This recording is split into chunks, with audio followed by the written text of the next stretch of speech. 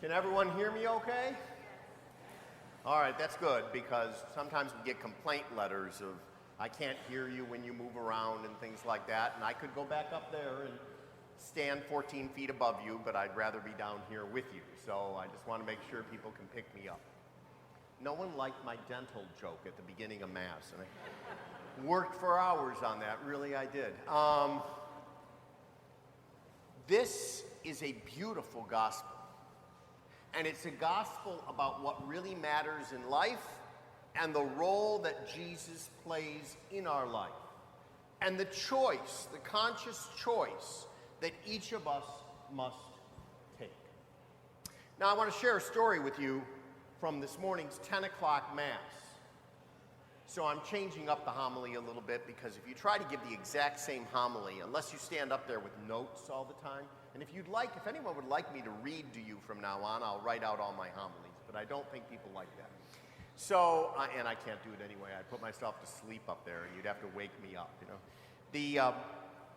I think it's important, though, that we catch little moments in life. We had this cute little blonde girl who was one of our servers this morning, and she's the daughter of a member of my staff.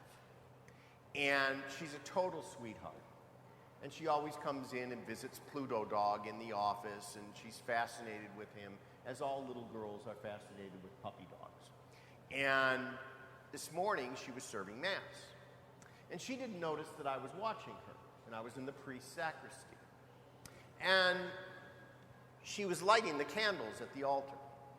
Now, the two candles on your right were cooperative, and the two candles on your left were very uncooperative, and they would not light. And she was getting a little irritated. But notwithstanding her irritation, every time she crossed over to relight her igniter, she reverenced the Eucharist in the tabernacle. Her whole demeanor changed. A smile interposed itself on her face, and she reverenced Christ. And then she proceeded over to the other side, tried to ignite the candle, and it laughed at her, and she had to go over and ignite it again. And as she went back over, her scowl disappeared, and a smile overcame her face. From the mouths and the eyes of babes, we see the truth. Almost automated, she looked unto the Christ, as though she were standing in front of the manger at Christmas. That's how all of us need to be. We adults begin to overthink things. We do it all the time. And we make life more complicated than it really needs to be. Life really is easy, according to this gospel. Follow my way or don't. Have a nice day. That's the gospel.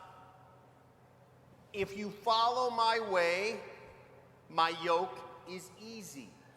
My burden is light. Now, in the 60s and 70s, when the church sort of lost its way a little bit, and we forgot the great treasures of the church that we had, primarily the emphasis on the Eucharist and the real presence of Christ, we would take this analogy of the yoke, and we would say, hey, he's doing all the work. It's easy. Don't worry about it. He's solved all the problems. And what did people do in reaction to that? They stopped coming to Mass. They redefined mortal sin as something that only really bad people can do. They remade the rules. They chose the portions of Catholicism that they liked, and they turned away from those that they found just too hard. That's what happened. And look at the world around us. Look at this secular-dominated world. This world that is all about me, me, me, and by the way, if you're not sure, me. How much money do I have? How many things do I have? Where do I buy things from? And our entire life has become automated, hasn't it? You want something? Do you go to the wonderful department store and pick it up and socialize with your friends? No! Amazon, baby. Amazon. And it comes right to your doorstep. Who do you see when it comes to your doorstep? Nobody, except the guy throwing it at your door. This is what has happened to our society. It's the society of me. Remember when the important people in your life that you'd run into, your doctor. I'm a big admirer of doctors. These are really cool people that save lives every day. I have great doctors. But you know, now in order to see your doctor, you got to go through like Ascension. You know, by the way, shamefully, that's a Catholic organization, or at least it used to be. And you have to go through 16 layers of administrative control before you see your doctor. You can't even go to your office anymore to see your nurse. You got to go through some corporate triage. And that's our world. And life has just become so complicated. But again, life's very easy. Life's about taking care of each other. I was so proud of our sentinels, our guardians, our ushers at the 10 o'clock Mass. Before the 10 o'clock Mass started, there was a homeless family outside, essentially living in our bushes. They had been turned out of their apartment the day before by a landlord. The kids are this tall. Now, I don't care how much rent's due. You find a way to help a family when kids are this small. Because you wouldn't want to fall asleep at night and have to face God about having turned kids into the sweltering hot night. What did our ushers do? They went and got homeless backpacks that we put together. We have closeted back there so that these kids and their parents could get some emergency food and water. And then they turned them over to St. Vincent, and St. Vincent will find them a place to live. How much you want to bet St. Vincent will find them a place to live?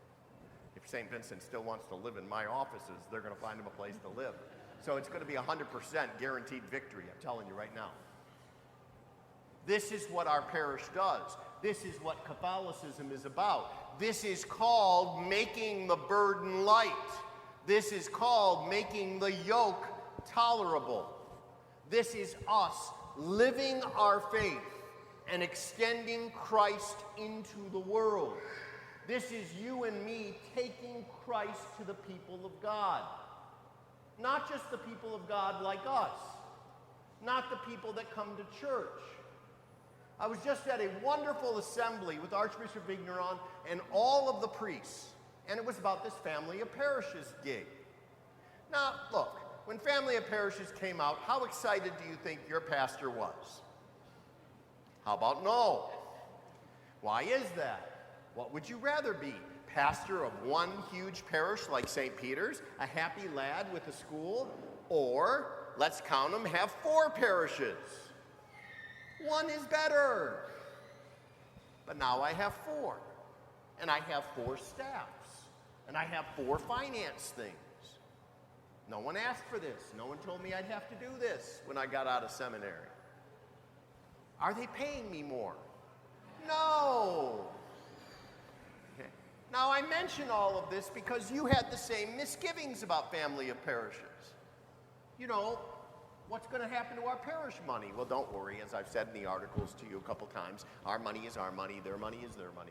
But now we're involved with 3 other parishes, and isn't it cool that we get to offset each other? Some of the things they have, we don't have. Some of the things, many more things we have, because we're huge compared to the 3 others, we let them have access to. And it's worked out very well. And the priests of the 4 parishes work very well together. Why am I mentioning this? One of the coolest things that came up from this meeting, and it was a 3-day meeting, and I don't really like conferences that much. Usually, when you give yourself to a 3-day conference, that's 3 days you will never get back, ever, ever, ever. Okay? But this conference was cool. And one of the things the Archbishop encouraged us to do was to go out and find the people that disappeared. Where did they go? COVID came and they just went away. What are you and I going to do about that? What do you think we should do about that? Well, I'll tell you what we're going to do about it. We're going to put together missionary disciple families, and we're going to send missionary disciple families out to these families that don't come to church anymore, and we're going to bring them a backpack of stuff from St. Peter's, and if they're from St. Louis, St. Louis, and if they're from St. Hubert, St. Hubert, and if they're from San Francesco, San Francesco. It's going to have information and propaganda about the world's greatest Catholic school right over across Gratiot called St. Mary's. And we're going to bring God back to them. Why? So that they can be back here with you. That's practicing our faith. Who's going to compose these missionary disciple teams? Volunteers. Called for from our pews. Who's going to coordinate all of that? I wonder if she's in church today. Oh, hi, Janine Walker. Anyway, it's just really important that all of us understand that that's the exercise of our faith. He makes our burden tolerable. He makes our yoke lighter when we make the burden and yoke of others lighter. This fall, we are opening a new chapel at our school. And the new chapel is going to inspire our school to be what? A private school? No! A Roman Catholic school that teaches the way of Jesus Christ and has Mass a couple times a week, not once. And why am I doing that? Because when I came here, I discovered that I didn't have a Catholic school. I had a small C Christian school where the kids, especially my 8th graders getting ready for confirmation, did not know that the man on the cross is God. They did not understand his divinity. And that's malpractice if you're a Catholic priest. So, this discussion you and I are having is about our dynamic parish. It's about our parish that is advancing forward. No retreat, no defeatism, no, oh, the day of Catholicism and Christianity and the age of Christendom is over. Nonsense.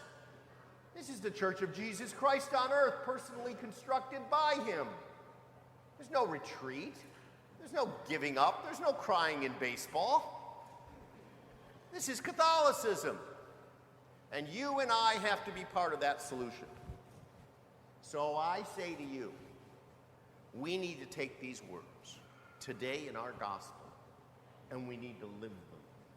And we need to look at Christ the way a child does and say, Lord, here I am. Now, we all have problems in life. We all have bills to pay in life, don't we?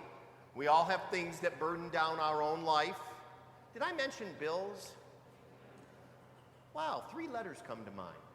CSA.